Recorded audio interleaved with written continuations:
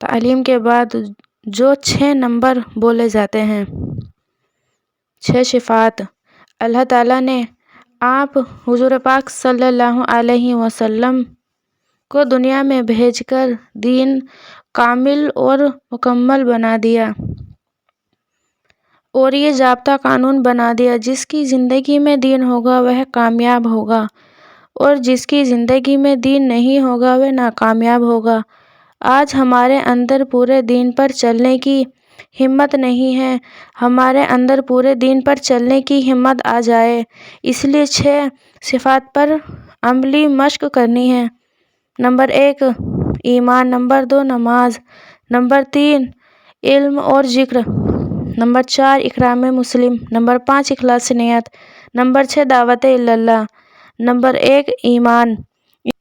ایمان کلمہ لا الہ الا اللہ محمد الرسول اللہ، نہیں ہے کوئی معبود سوائے اللہ کے اور حضرت محمد مصطفیٰ صلی اللہ علیہ وسلم اللہ کے بندے اور رسول ہیں، یہ ہمارے ایمان کا کلمہ ہے۔ حضور پاک صلی اللہ علیہ وسلم نے ارشاد فرمایا، جو شخص اخلاص کے ساتھ اس بات کی گواہی دے کہ اللہ کے سوا کوئی معبود نہیں اور محمد مصطفیٰ صلی اللہ علیہ وسلم اللہ کے بندے اور اس کے رسول ہیں، وہ شخص جنت میں ضرور داخل ہوگا۔ اللہ تعالیٰ کا ارشاد ہے، ایمان والوں کو تو اللہ سے ہی زیادہ محبت ہوتی ہے۔ نمبر 2 نماز۔ اللہ تعالیٰ کا سب سے بڑا حکم نماز ہے۔ اللہ تعالیٰ کا ارشاد ہے، بے شک نماز بے حیائی و برے کاموں سے روکتی ہے۔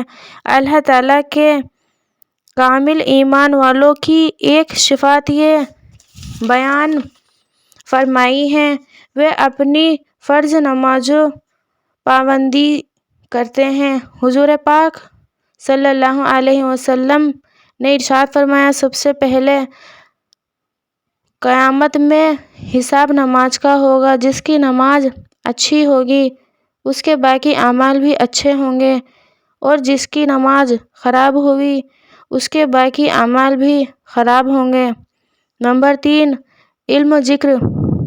علم ذکر کا مقصد یہ ہے حقیقت کا جذبہ پیدا ہو جائے۔ علم ایک روشنی، ذکر ایک راستہ ہے۔ علم ہر ایک مسلمان مرد اور عورت کو اتنا حاصل ہو جائے کہ وہ حلال اور حرام کی پہچان ہو جائے، کیونکہ بغیر علم کے بندہ خدا کو نہیں پہچان سکتا، اس لیے علم کا حاصل ہونا ضروری ہے۔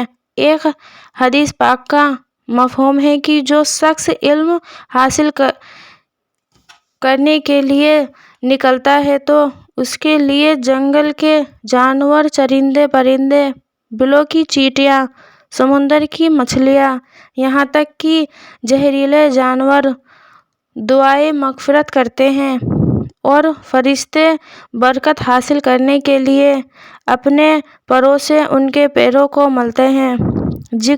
ذکر کے مقصد یہ ہے کہ اللہ کا دھیان آ جائے۔ ایک حدیث پاک کا مفہوم ہے، ایک ذکر کرنے والا زندہ ہے اور ذکر نہ کرنے والا زندہ بھی مردہ ہے۔ ایک شخص مال تقسیم کر رہا ہے اور ایک شخص اللہ کا ذکر کر رہا ہے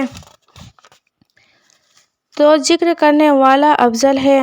اللہ کے دھیان کے ساتھ صبح و شام 3 تسبیح کی پابندی کرنی ہے، 100 مرتبہ۔ تیسرا کلمہ ندامت کے ساتھ، 100 مرتبہ درود شریف محبت کے ساتھ، 100 مرتبہ استغفار اپنے گناہوں کو سامنے رکھتے ہوئے۔ ایک حدیث پاک کا مفہوم ہے کہ جنتیوں کو جنت میں داخل ہونے کے بعد کسی چیز کا دکھ و افسوس نہیں ہوگا بجائے اس گھڑی کے جو دنیا میں اللہ کے ذکر کے بغیر گزاری ہوگی۔ نمبر 4 اکرام مسلم۔ اکرام مسلم کا مقصد یہ ہے کہ امت میں جوڑ پیدا ہو جائے۔ آج ہماری بے اکرامی اور بد اخلاقی کی وجہ سے امت ٹوٹ گئی ہے، اس لیے امت پریشان ہے۔ اکرام مسلم کا مقصد یہ ہے کہ چھوٹوں پر شفقت اور بڑوں کی عزت کرنا، علماء دین کی قدر کرنا ہے۔ چھوٹوں پر شفقت اس لیے کرنی ہے کہ وہ معصوم اور بے گناہ ہیں۔ بڑوں کی عزت اس لیے کرنی ہے کیونکہ وہ ہم سے بڑے ہیں۔ علماء دین کی قدر اس لیے کرنی ہے کیونکہ ان سے ہی دین ہم تک آیا ہے۔ ایک حدیث پاک کا مفہوم ہے، جو شخص اسلام میں پہل کرے وہ تکبر سے بری ہے۔ ایک حدیث پاک کا مفہوم ہے، وہ شخص جنت میں نہیں جائے گا جس کے دل میں ذرہ برابر بھی تکبر ہوگا۔ نمبر 5، اخلاصی نیت۔ اخلاصی نیت کا مقصد یہ ہے کہ اپنی نیت کو صحیح کرنا ہے اور جو بھی نیک عمل کرے اللہ کی رضا کے لیے کرنا ہے، کیونکہ اللہ کے نزدیک وہ عمل قبول ہے جو خالص اللہ کی رضا کے لیے کیا جائے۔ جس عمل میں اخلاص نہیں ہوگا وہ عمل اللہ کی بارگاہ میں قبول نہیں ہوگا۔ عمل میں جو طاقت آتی ہے اخلاص سے آتی ہے۔ ایک حدیث پاک کا مفہوم ہے، اللہ تعالیٰ تمہاری صورتوں کو اور تمہارے مالوں کو نہیں دیکھتا بلکہ تمہارے دلوں کو اور تمہاری اعمال کو دیکھتا ہے کہ کس کے دل میں کتنا اخلاص ہے۔ ایک حدیث پاک کا مفہوم ہے کہ اخلاص والوں کے لیے خوشخبری ہو کہ وہ اندھیروں میں چراغ ہیں، ان کی وجہ سے سخت فتنے دور ہو جاتے ہیں۔ نمبر 6، دعوت اللہ۔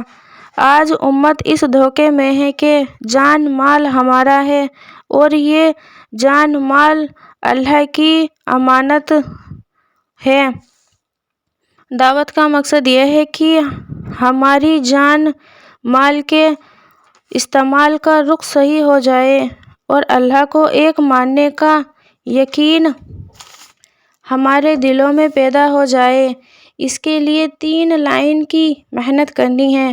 اللہ کے بندوں میں چل پھر کر اللہ کے بندوں کو اللہ کے راستے میں نکلنے کی دعوت دینی ہے۔ اللہ سے رو رو کر دعا کرنی ہے، اے اللہ ہماری جان مال کو اپنے راستے میں قبول کر لو۔